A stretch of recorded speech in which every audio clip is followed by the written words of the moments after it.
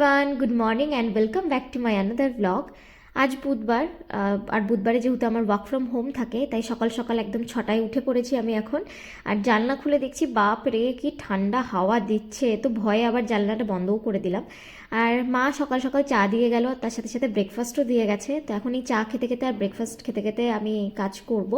আর ব্রেকফাস্টের রয়েছে কিন্তু আমাদের বিভিন্ন রকম সবজির সেদ্ধ, মানে ছোলা, রাজমা, বিভিন্ন রকমের ডাল, আর তার সাথে একটু পেঁয়াজ কুচি, লঙ্কা কুচি আর ধনে পাতা, দেখতে পাচ্ছ সিম রয়েছে, বরবটি রয়েছে। তো এগুলোও আমরা একসাথে সেদ্ধ বসিয়ে দেয় মা প্রেশার কুকারে, তো সেদ্ধ হয়ে সেটাই খাই অল্প একটু গোলমরিচ আর নুন দিয়ে। দেখতে পাচ্ছ কোনো মশলা বা হলুদ কিচ্ছু নেই।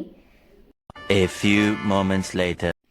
তো বিকেল প্রায় 5টা বাজতে যাচ্ছে, আর একটু আগেই আমি জাস্ট লগ আউট করলাম। তো চলো বাইরে বেরিয়ে দেখি বাইরের কীরকম হাবভাব। যদিও এখন 5টা মানে প্রায় অন্ধকার হওয়ারই মুখে, আর বাইরে বেরিয়েও সেটাই দেখছি, সূর্য একদম অস্ত চলে গেছে। আর এই যে কাকিমা এতক্ষণ কাজবাজ করে এখন বাড়ি যাচ্ছে। অনেক দিন পর কাকিমার সাথে দেখা হলো, যেহেতু অনেক দিন ছুটিতে ছিল, কাকিমা আসেনি কাজ করতে। আর বাইরে বেরিয়ে দেখছি ও বাবা, রাতারাতি আমার বাড়ির খামার চেঞ্জ হয়ে গেছে, কারণ ধান ফানে পুরো ভর্তি হয়ে গেছে। সারাদিন যেহেতু অফিস করেছি, ওর জন্য বুঝতেই পারিনি কখন ধান রেখেছে গেছে, যাই হোক। তো যেদিন ঝরাবে ধানগুলো সেদিন আমি তোমাদের সাথে শেয়ার করব ডেফিনেটলি। আর হ্যাঁ, এটা কি ধান আমি না ঠিক এখন এই মুহূর্তে বলতে পারবো না, বাবাকে জিজ্ঞেস করেই বলতে হবে। হতে পারে এটা 36। আর এই যে আমার বাড়ির দুটো শয়তান বিড়াল সারা দিন পুরো জ্বালিয়ে খায়। ছোটরা তো তাও ভালো, আর বড়টা একদমই বদমাশ, পুরো কামড়ায় পায়ে। তো যাই হোক, ওদের থেকে সাবধানে থাকতে হয়। তবে হ্যাঁ, আরও ধান ছিল যেগুলো মাঠেই একদম ঝরিয়ে বিক্রি করে দিয়েছে। এখন তো তোমরা সবাই জানোই যে অনেক নতুন নতুন যন্ত্রপাতি বেরিয়েছে, যেগুলো মাঠেই মানে সাইমালটেনাসলি ঝরানো প্লাস কাটা দুটোই হয়। ঘড়ির কাঁটা এখন তো প্রায় 6:45 বাজছে, আর বাইরে একটু আলো থাকতে থাকতে আমি বেগুনগুলোকে নিয়ে চলে এসেছি এই কাঠের উনুনে বেগুন পোড়াবো বলে। বেশি রাত হয়ে গেলে উত্তরের হাওয়াও আসবে ঠিক করে, আগুনও জ্বলবে না, আর শিশিরও পড়বে। ওর জন্য একটু আলো থাকতে থাকতে আমি বাইরে চলে এলাম। আর কমলি পিসি তো আমাকে এদিকে হেল্প করে দিল একটু আগুন টাগুন জ্বালিয়ে দিয়ে। আর এই যে লোহার কতগুলো রড আমি ওপরে সাজিয়ে নিয়েছি, আর এখন এই বেগুন দুটোকেও দিয়ে দিলাম পোড়ানোর জন্য। তো এখন একটু আগুনের তাপও নিই, আর বেগুনগুলোকেও পুড়তে একটু টাইম দিই।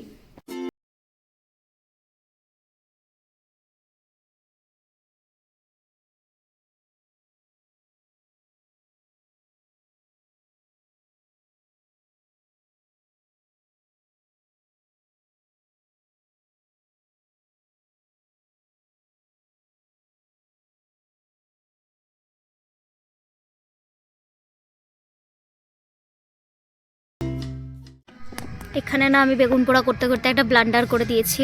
আসলে এগুলো অনেক লোহার আর এগুলো অনেক গরম আছে, ঠিক আছে। তো বেগুনটা এখানে ছিল, ঠিকঠাক করে পুড়তে পারছিল না, তাই আমি এই সাইডে দিয়ে দিয়েছি।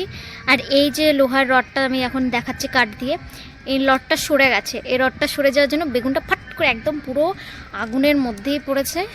আর পুরো মনে হয় ছাই ছাই বা এরকম পোড়া পোড়া গন্ধ আসবে হয়তো এটা থেকে। আমি ভয়ে তাড়াতাড়ি করে বেগুনটাকে তুলেছি।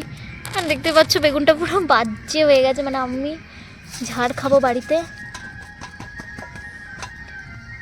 যে বেগুনটাকে বাজেভাবে কেন পুড়িয়েছি।